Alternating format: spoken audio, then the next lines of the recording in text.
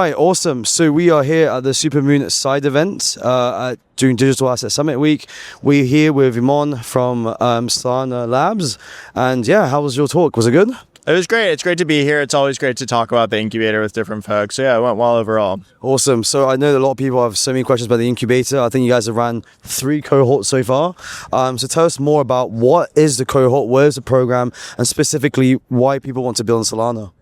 Yeah, so we're on our fourth cohort currently. The reason we started this program, so I'm sure your listeners know, but the incubator sits within Solana Labs. Labs built a lot of the early products and protocols of the network. But as the network has scaled, we asked ourselves, how do we scale our knowledge, our resources, our expertise across the ecosystem? And that's what the incubator was born out of. Basically a desire to work really hands-on with teams, 4 to 6 teams max, and bring them into the Solana office in New York City for 3 months, where we can actually build alongside them. So any problem that's facing these teams, they have the full sort of bench of Solana Labs at their disposal to try to solve. So it's 3 months, and we also pair them with a ton of office hours, workshops, speaker events, so they can meet everyone kind of at the heart of the ecosystem. We'll be launching our applications for the next cohort probably in April if folks are interested in being a part of cohort 5. Amazing. So tell us more, how does the process work and what do you guys specifically look at when it comes to our founders specifically? Or an idea as well. Yeah, no, I think for us, the big things are, is there some measure of traction that the team has? Do we feel like there's founder market fit? Do they know, even if they haven't worked in the market for years and years, do they know the market that they're building into really, really well? And then the final one is, because everything's in person, because you're building alongside all of these amazing teams as part of the program, it's like are you a good person? Are you going to collaborate well with the rest of the cohort? Could we see ourselves being in the same building with you as 3 months? So I think those are the 3 major pieces. I would say the last bonus piece is, folks who are trying to drive real world adoption of Solana. Are you building something that actually can help scale the network as opposed to something just for the folks that are already here?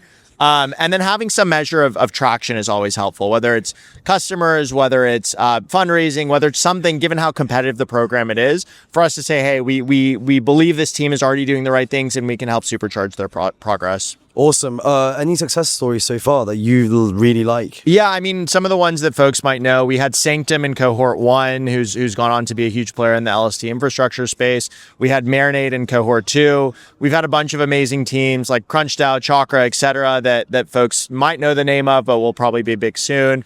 So yeah, overall, we're really proud of the teams we've had to date.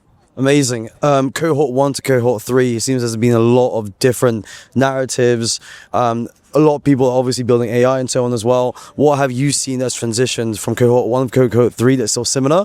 And what also are you looking for at the moment for cohort 5? Yeah, so I think for us, the major things we've seen is as Solana has become more ubiquitously adopted, what the teams are building has sort of scaled with Solana, meaning cohort 1, maybe we had some degen even things that were being built, whereas cohort 2 and 3, we've seen much more institutional products, let's just say. So I think that's one difference. The second one maybe is that piece around real world adoption that I talked about. We just see more and more of that now, where, we've finally reached a moment from a regulatory perspective, from sort of an infrastructure on chain perspective, where it's never been easier to build, and therefore you could kind of build for the masses.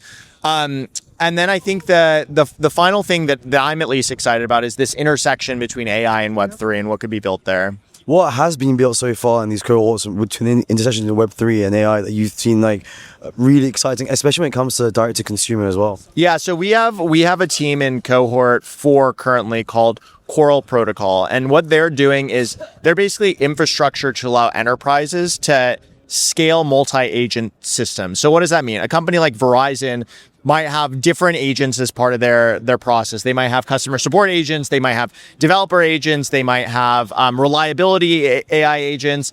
You need all these agents to be able to communicate with each other, to communicate in a way that's secure, that's trustless, in a way that allows and enables payments between agents. And so they're building the kind of infrastructure for all of that. Amazing. Awesome. So guys, check out Coral. Seems like they're doing great stuff. How do people contact you? Yeah, so you can follow along with Incubator stuff at Incubator. I'm at Emon Motamedi on Twitter, and then we also have SolanaIncubator.com. Awesome. And one last question, why Solana? I mean, there's the typical answers of high throughput, low fees, the fastest chain. All of those are true, right? Those are the standard that everyone knows. I think for me, the piece that maybe gets talked about less is just the community, where everyone's kind of working together to push all of the startups forward. A rising tide lifts all boats. And so just being here, being a part of the network, meeting everyone, it feels in some ways like a big extended family where we're all working together toward the same goal. Awesome. Appreciate it, guys. If you guys come to New York, come to Solana office. They have an amazing view from the office. It's amazing. Thank you so much for your time again. Of course. Thank you. Thank you.